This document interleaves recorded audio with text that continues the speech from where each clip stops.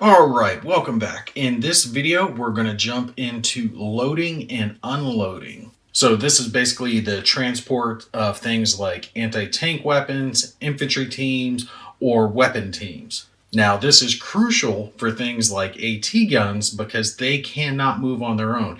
Infantry can obviously move on their own, but a AT gun like this M76 here has to be transported by a vehicle that's capable of doing so.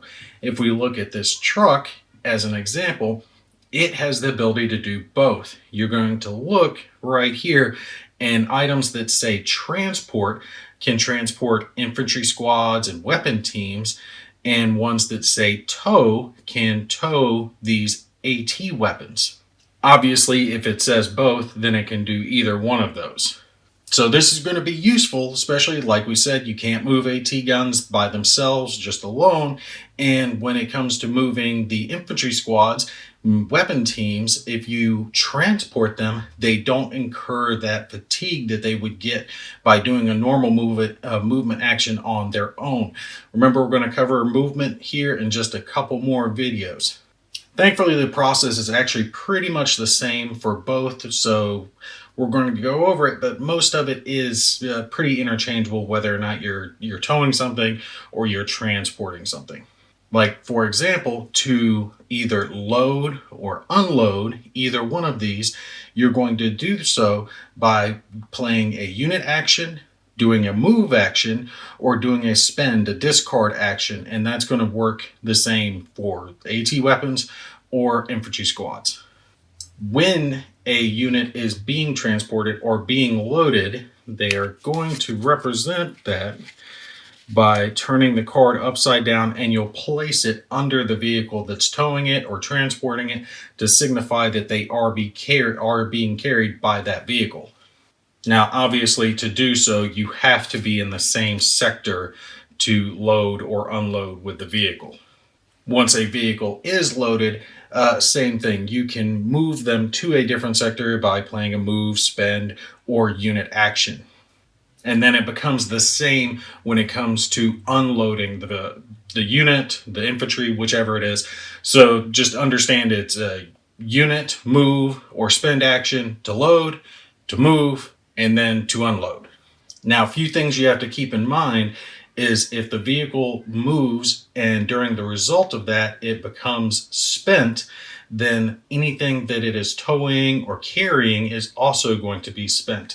But if you play a ready action to make the unit ready, that will also ready any units that it is towing or carrying.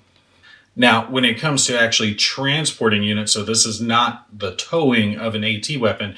When you're transporting an infantry squad, you can transport up to one unit, any number of leaders, and up to 2 support weapons at the same time.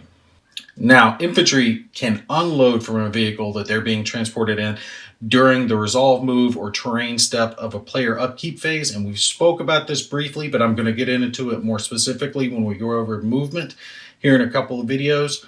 But remember, they unload during that phase, and the key thing is they're not going to be fatigued in doing so. That, again, is the benefit of being transported.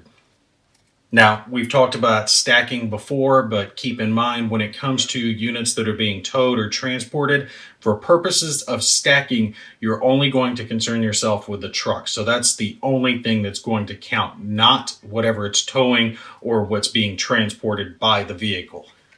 Now, if a vehicle that is transporting is destroyed, a variety of things are going to happen depending on what it's transporting.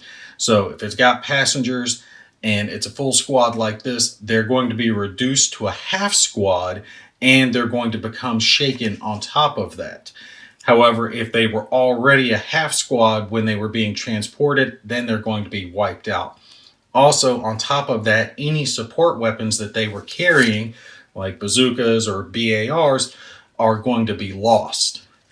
If you happen to have 2 half squads instead being transported, then you'll just randomly determine which one of those 2 will be eliminated. Weapon teams are also going to be eliminated, and when it comes to leaders that are being transported by a vehicle, they're going to be removed upon a D6 check. On a 1 to 3, they're going to be removed. Any leaders that do survive, though, will remain in whatever sector that the vehicle was destroyed in.